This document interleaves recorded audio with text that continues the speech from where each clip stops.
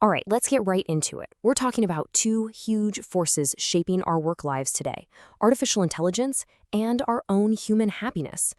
How do we make sure we stay human in a world that's getting more and more automated? That's really the big question we're digging into. And this really is the question, isn't it?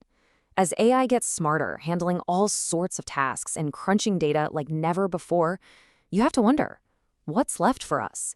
What are the parts of our jobs, and really of our humanity, that technology just can't and probably shouldn't ever replace? Well, the answer, according to the research we're looking at, points to a really fascinating and critical role: the Chief Happiness Officer, or CHO. And listen, this isn't just some fluffy, feel-good title. It's about a core strategy for navigating the future of work.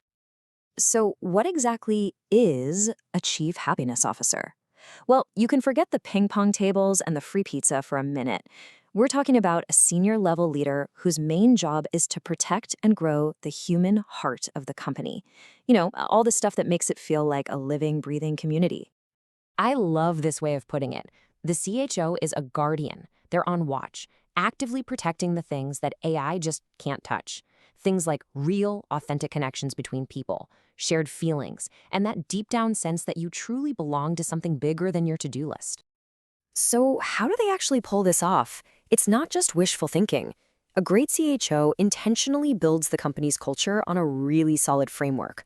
Let's break down the 4 pillars that hold up a truly human-first workplace. These 4 pillars are the absolute foundation. Everything else is built right on top of them. First up, we've got Plus Us. This is all about connection, plain and simple. It's about encouraging relationships that are more than just a name on a Zoom call. And think about how new people are brought on board. It can't just be about getting a laptop. It has to be a warm, human welcome that makes them feel like part of the team from the very first day. It's about building a real community. The second pillar is positive chemistry. This is basically the emotional vibe of the workplace. This means making gratitude a reflex, not an afterthought. It's about recognizing what each person brings to the table. Because, let's be real, motivation isn't just about a paycheck. It's fueled by genuine positive emotions and feeling like your work actually matters.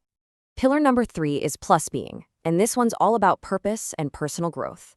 This is where the company's mission connects with your own personal journey. Is there a clear sense of purpose that drives the work? And more importantly, is the company genuinely invested in helping you grow, not just as an employee, but as a human being? And finally, pillar 4, discipline. Now, this one might sound a little strange when we're talking about happiness, but it's absolutely crucial. This isn't about micromanagement. It's about creating a sense of safety through clarity. When the rules are clear and processes are transparent, people trust the system.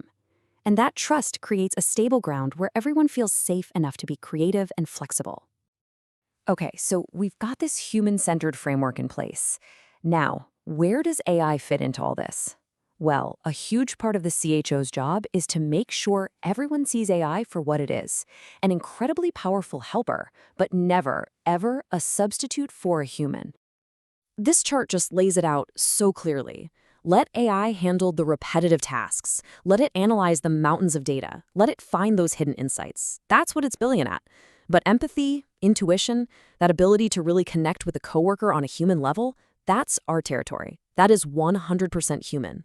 The goal is to let AI free us up to do more of the stuff that only we can do. So, when you put it all together, it becomes clear this isn't about choosing Team Human or Team Tech. The path forward is about creating intentional well-being, where technology and humanity are thoughtfully woven together. And that's really the big takeaway right here. The future of work isn't some sci-fi movie. It's a smart, strategic blend. It's about combining all the power of new technology with the wisdom we've always had about how to connect with each other.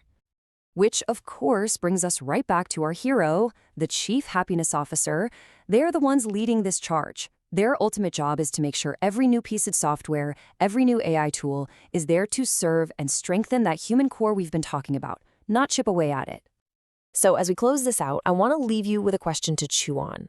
Think about your own workplace. Is it actively and intentionally building up its human core? Is it getting ready to bring in AI as an ally, not a replacement? Bottom line, is your organization truly ready for what's coming? And that's our look at this topic for today.